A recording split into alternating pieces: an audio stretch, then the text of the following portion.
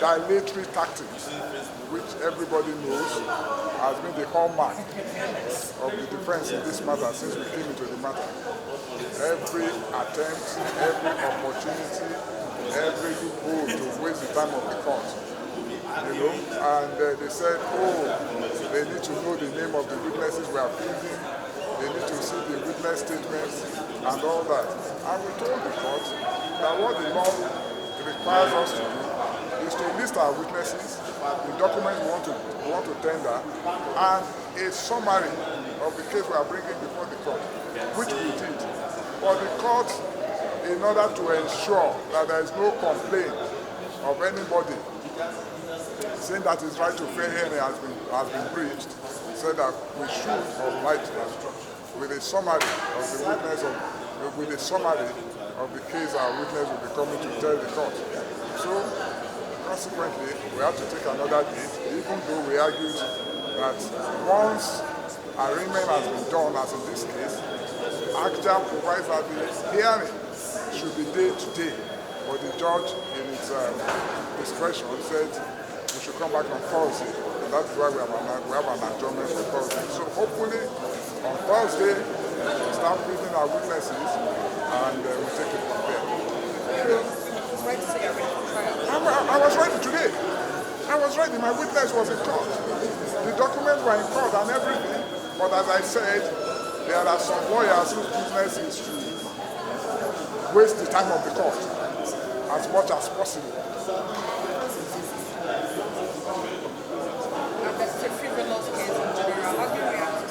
Well, that is for the court to determine.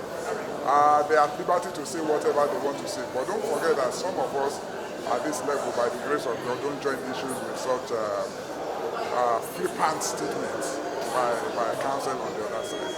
We are not looking for any media visibility. No. We are grateful to what God has done for us. It was on that basis that we objected to the arraignment, having failed to comply with the requisite constitutional and statutory mandates. Section 36 of Section 6B mandates them to avail us every facility and time required to prepare for our defense.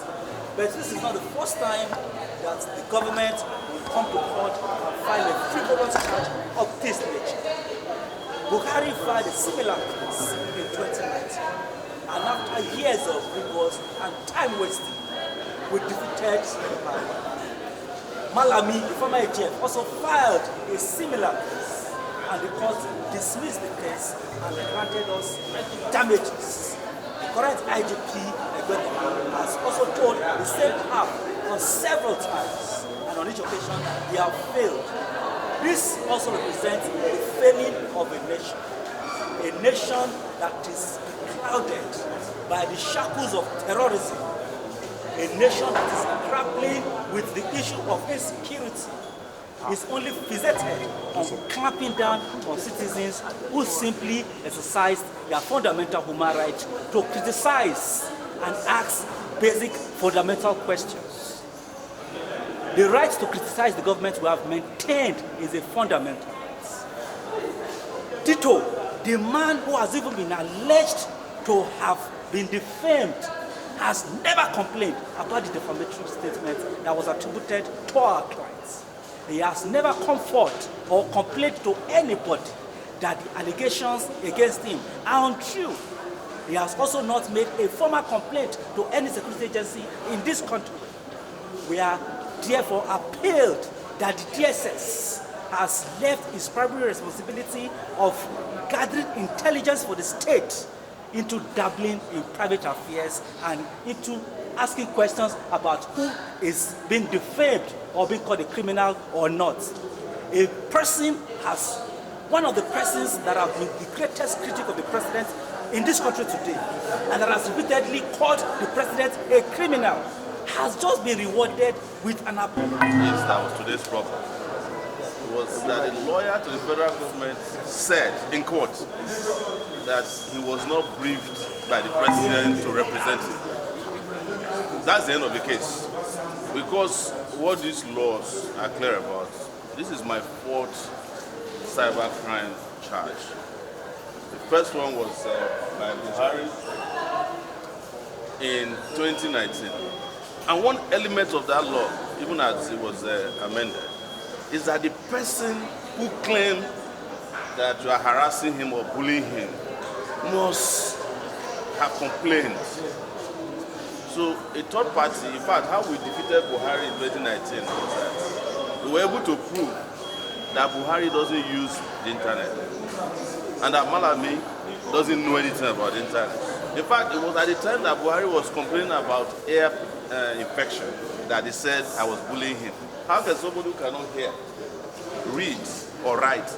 When we told their team that we would need Buhari in court in his personal capacity, because that's what the law said, they withdrew the cyber crime charge. So we got a very big one today. And that is why their lawyers are probably not going to pass through this place before the media.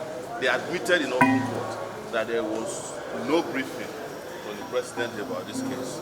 So the judge, in his very interesting way, kept asking them who initiated the case, because they didn't want to announce the name of their witness. They only have one witness, unknown.